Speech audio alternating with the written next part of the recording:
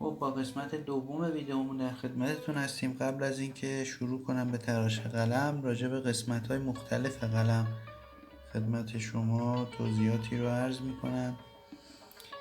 قلم که قلم دسفولی هست، اندازه‌های مختلفی داره و کیفیت‌های مختلف که حالا بحث جداگانه رو می‌طلبه.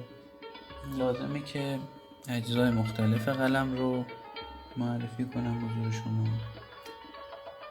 اول میدان قلم هست. از نقطه‌ای که تیغ وارد قلم شده تا نوک قلم میدان قلم. چطور تعیین میشه؟ این باز بستگی به سلیقه و حتی شیوه خوشنویسی داره. اما یک اصل کلی که میتونه کمک کنه تو این قضیه به ما اینه که خیلی راحت شما میتونید یک نخ دور محیط این قلم یا هر قلمی که قرار بتراشید ببندید و وقتی این نخ باز میشه یه اندازه‌ای به شما میده. اون میتونه بلندی این میدان قلم شما باشه. بخش بعدی نیش قلم هست، انسی قلم، ناخنی که شبیه ناخن دست هست برای ذخیره مرکب. پشت قلم یه خورده از پوست قلم بلند میشه. و پهلوها، پهلوی چپ و راست. وقتی قلم رو از پشت نگاه میکنیم پهلوی چپ و راست قلم هستش. نکته بعدی که راجع به تراش قلم باید توضیح بدم زاویه‌ایه که ما قطع میزنیم قلممون رو. شما یک مربع رسم میکنید، از وسط این مربع یه خط مستقیم یعنی ضلع چپ و راست مربع رو به هم وصل میکنید، از وسط نصف بشه. از کنج پایین سمت چپ به وسط این مستطیلی که اینجا ایجاد شده یه خطچین ما وصل کردیم.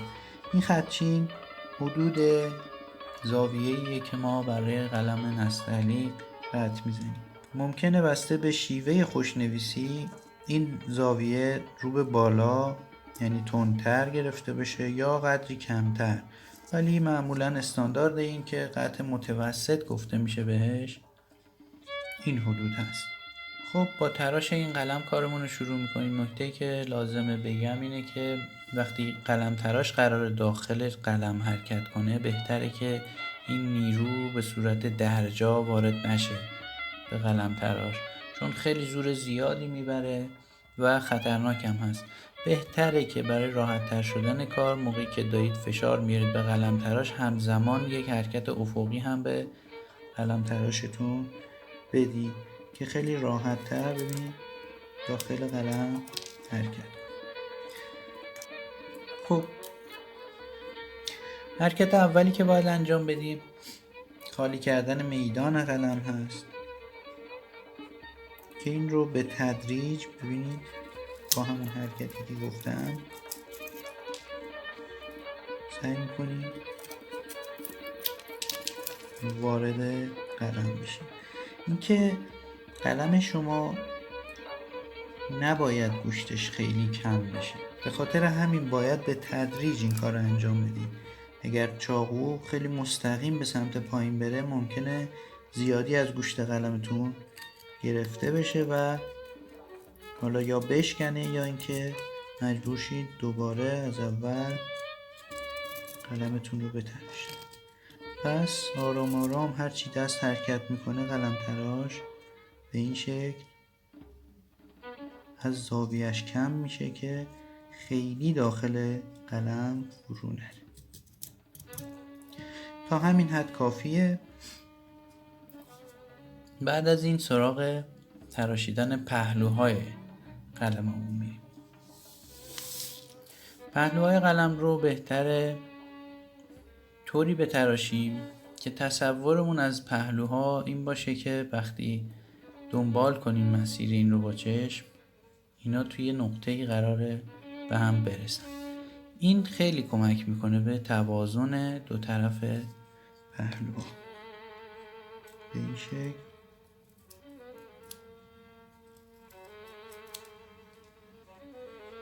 پهلوی چپ و راست قلممون رو میتراشیم. شاید لازم باشه این نکته هم بگم که الان دست راست من وظیفش خیلی حرکت دادن چاقو نیست، این شست منه که بیشتر کمک میکنه. دست راست نگه داشتن و کنترل نیرویی که ما به قلم تراشمون. خب وقتی از پشت به قلم نگاه بکنید مشخص میشه که مسیر تراش پهلوها چطور هست. هر جا احساس کردید که یک سمت ممکنه احتیاج به اصلاح داشته باشه میتونید ازش کم کنید. خب تا این حدود. حالا قطع اول قلممون رو باید بزنیم که اولا طول میدان رو مشخص میکنه، زاویه قطعی که میزنیم رو مشخص میکنه و میزان گوشتی که قلم ما داره. الان توی این تصویر مشخصه که گوشت قلم ما قدری زیاد است. برای قطع زدن بهتره که قطع زن ما قدری زاویه داشته باشه و عمودی نباشه تا قلم یک حالت ضربدری با قطع زن داشته باشه و کامل روی اون قرار بگیره. قطع اول همونطور که قبلا گفتم برای تعیین کردن اندازه میدان قلم ما هست و اینکه این قطع رو چطور بزنیم بهتره که قلم تراش ما نسبت به قلممون قدری زاویه رو به بیرون داشته باشه. دقت کنید این زاویه عمود هست نسبت به قلم، اینجا قدری رو به بیرون حرکت میکنه. قطع اولمون رو میزنیم با کمک از انگشت دست چپمون. بهتره که کل قلم یک باره قطع بشه با چاقو.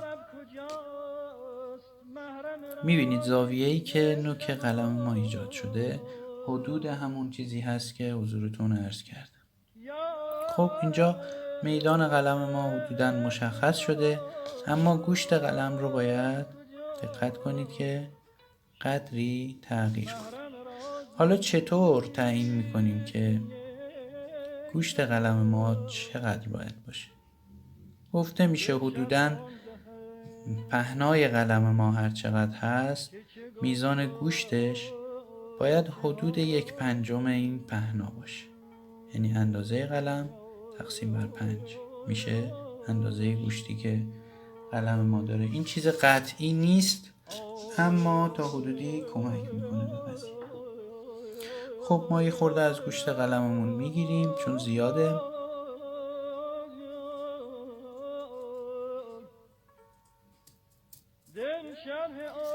میتونید این کار رو به این شکل هم انجام بدید، مثل کشیدن لیسه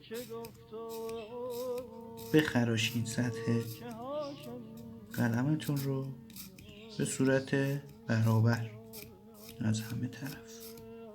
میریم سراغ مرحله بعدی. ما ناخنی قلممون رو میزنیم.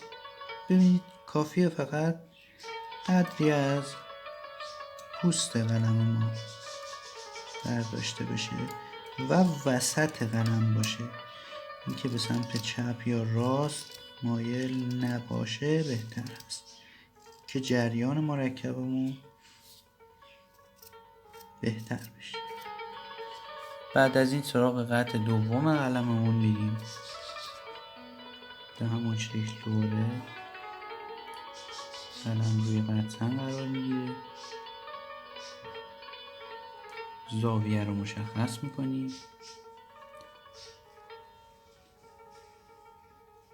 و قلم تراش رو با همون تمایل به سمت بیرون به صورت یک نواخت همینطور که شنیدید صدای قطع شدن قلم ما شنیده میشه. این قطع دوم.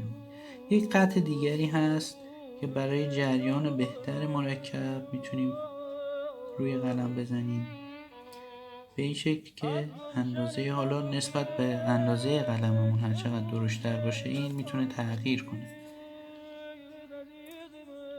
قلم تراش رو لبه قلم به این شکل قرار میدیم.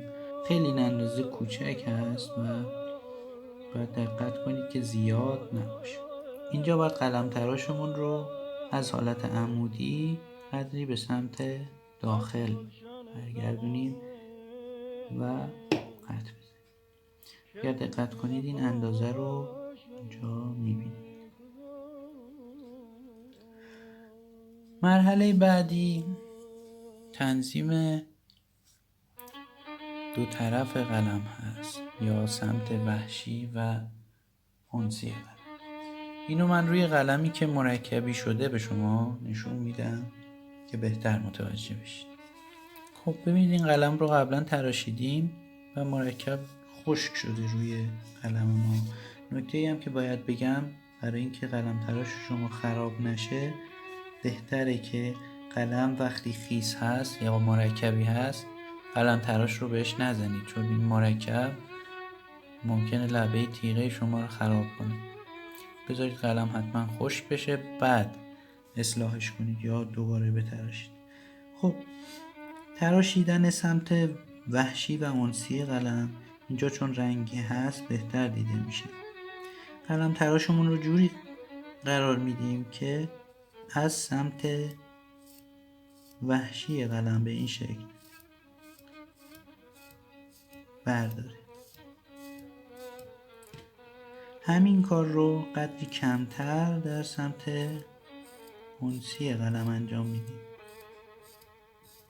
اگر دقت کنید مشخص هست که دو طرف نسبت به وسط قلم پایین خواهد رفت و این باعث میشه که یک حالت منحنی نوک قلم ایجاد بشه که بهش گرده ماهی یا گرده قلم میگن. این باعث میشه توی نوشتن بعضی از حروف و کلمات به ما کمک. خب بعد از تراشیدن قلم از سنباده استفاده میکنیم برای گرفتن تیزی های اضافه قلم. به این شکل که تصور کنید شما میخواید با قلم چند تا نقطه بذارید روی کاغذ. با فشار خیلی کم این کار رو چند بار تکرار میکنیم. میتونید چند تا حرف دال برای مثال یا حرف ر روی سنبادتون بنویسید. این باعث میشه که اون قسمت هایی که لازم هست نسبت به حالت دست شما و عادت دست شما روی سنباده کشیده بشه و اون قطع سومی که قلم لازم داره و گاهن با قلم تراش ما روی قلم ایجاد میکنیم اینجا روی سنباده هم برای البته قلم های کوچکتر میشه ایجادش کرد. خب این مختصر توضیحی بود راجع به تراش قلم. قطعاً خیلی توضیحات بیشتری احتیاج داره و دوستان میتونن با شروع این کار و کسب تجربه هر بار که قلم میتراشن تجربه جدیدتری پیدا بکنن و امیدوارم که این توضیحات به دوستان کمک بکنه و اگر کسری بود به ما ببخشید. خواهش میکنم موقعی که مشغول تراش قلم هستید مراقب دست و انگشتتون باشید. اگر سوالی بود برام پیام بفرستید. اینستاگرام ما رو فالو کنید و به امید دیدار.